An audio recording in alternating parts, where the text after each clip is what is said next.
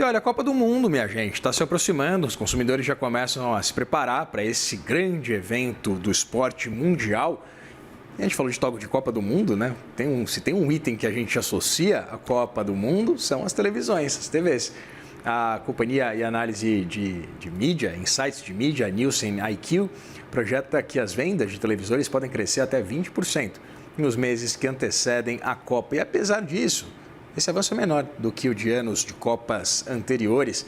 Para a gente conversar mais sobre esse assunto, a gente fala agora com Matheus Bando, líder de tecnologia e bens duráveis da Nielsen IQ. Matheus, seja muito bem-vindo, é um prazer ter você aqui. Muito obrigado, o prazer é meu. Matheus, eu tenho certeza que essa alta na compra de televisores é para assistir a gente aqui no CNN Money, mas brincadeiras à parte, Matheus, essa projeção de crescimento de vocês envolve um crescimento de 15% a 20% nas vendas. Só para a gente ter uma noção, antes da Copa de 2022, né, de acordo com esse levantamento de vocês, as vendas avançaram 35,4% em relação ao Mundial de 2018. Eu queria entender se há uma correlação com um incremento, um avanço tecnológico menos significativo do que a gente acompanhou anteriormente, ou se tem alguma correlação com esse cenário de juros elevados, com o endividamento em alta da população. O que explica? Um avanço, sim, mas um avanço menor do que a gente acompanhou em outras Copas do Mundo. Vamos lá. A gente tem alguns cenários que vão corroborar com o que está acontecendo esse ano e a expectativa desse ano com relação aos últimos anos, né? Se a gente olhar desde 2014, né, 2014, 18, 22 e agora 26, nós temos cenários econômicos um pouco mais complexos dessa vez.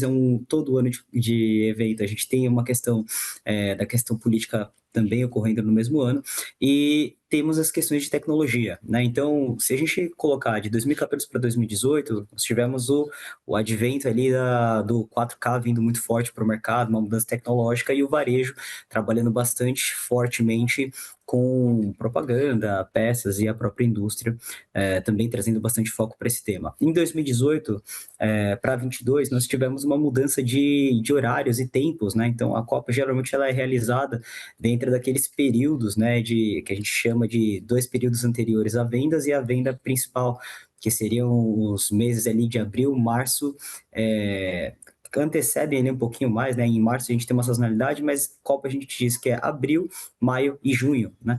E em 2022 nós tivemos no fim do ano, então isso também corrobora com um volume muito grande de vendas de Black Friday, né? Então quando a gente olha para esse ano especificamente, essa queda com relação ao tamanho do crescimento esperado, né? Entre 10, 15, 20% no olhar mais otimista em si, a gente tem essa questão de a sazonalidade ela está acontecendo sobre uma Copa que antes ocorreu no fim do ano, e agora não necessariamente a gente tem uma mudança muito grande de tecnologia, a gente vai ter uma mudança de tamanhos de tela. Isso deve acontecer com mais intensidade esse ano. Isso também, então, explica essa ausência de qualquer tipo de incremento, de uma tecnologia que surja com uma penetração de mercado mais significativa. Sei lá, não posso considerar que, por exemplo, não pegou a tecnologia de se usar óculos 3D para assistir televisão em casa, né, Matheus? Eu queria entender exatamente se essa ausência, sei lá, uma TV 8K, ela não é tão diferente assim de uma QLED. Eu queria entender exatamente esse movimento. Você fala que é aumento de tamanho, mas o cara que comprou uma TV de 55 polegadas em 2022, teoricamente, eu acho que esse cara talvez esteja menos afeito a comprar uma de 57 ou 60 nesse ano, não seria isso? Tecnicamente, a gente tem que pensar em 2 fatores principais, né? O que a tecnologia está propiciando hoje para nós, como o que o mercado ele tem ofertado e diluído com relação a avanços significativos, né? Então, o 4K para o 8K foi uma tentativa do mercado, ainda está tentando ser estruturada e tentando rodar, mas não necessariamente gera tanto volume quanto a gente viu da transição para 4K.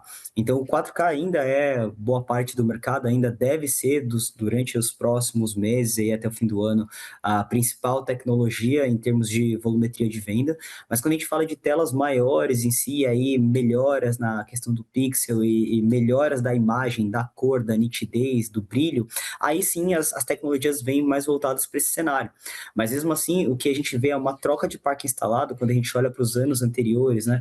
A gente tinha muito volume de 32 polegadas, muito volume até 40 polegadas, né, 42 polegadas. E agora a gente já vê um mercado que ele floresce mais em 50 polegadas, 55 polegadas, 60, 70 polegadas, o que a gente não tinha no passado.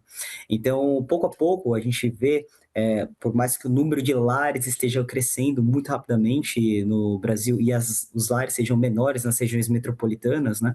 Mesmo assim, as TVs são maiores, as telas são maiores.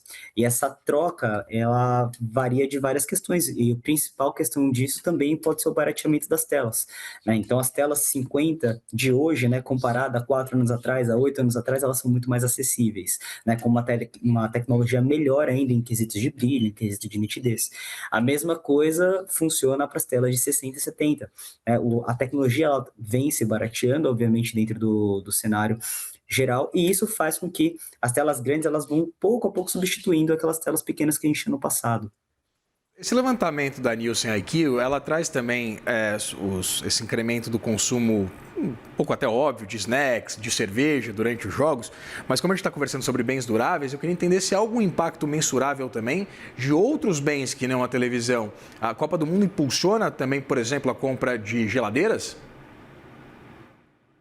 Fica um pouco fora, né? O mercado total, ele já gera uma questão muito grande do que é hoje é tech. Quando a gente fala de bens duráveis, né? Bens de tecnologia em si, as cestas, elas trabalham de uma forma diferente. A linha branca, ela vai crescer em momentos, né, de demanda reprimida que a gente teve do passado, principalmente quando a gente pensa em pandemia, onde a gente teve muita venda de notebooks, muita venda de monitores, periféricos, né? Principalmente ali para a questão de home office das empresas, né, indo ali para o seu modelo híbrido e fazendo essa transição. E agora a gente está num momento muito forte de outras categorias, mas quando a gente fala do evento especificamente, são duas principais categorias afetadas. A primeira categoria vai ser diretamente, né, a parte de televisores, e a segunda categoria é a parte de áudio, né, que corrobora com a linha marrom, que a gente chama ali de integrados. Então, a gente tem soundbar, hoje em dia não tanto mais, mas a gente ainda tem uma parte de mini system muito forte, audio home system, o que a gente tinha no passado, né, 2014, a gente vai lembrar disso,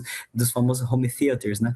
Então, hoje a gente vai substituir pela essa parte de áudio, conforme a qualidade da tela vai aumentando, a gente aumenta a qualidade do que a gente tem de áudio dentro da nossa sala, e essa categoria acaba sendo puxada também dentro da sazonalidade.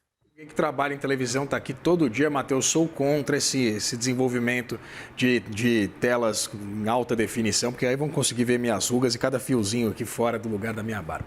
Conversei com o Matheus Bando, líder de tecnologia e bens duráveis da Nielsen IQ. Matheus, muito obrigado pela disponibilidade de conversar com a gente. Obrigado. Até mais.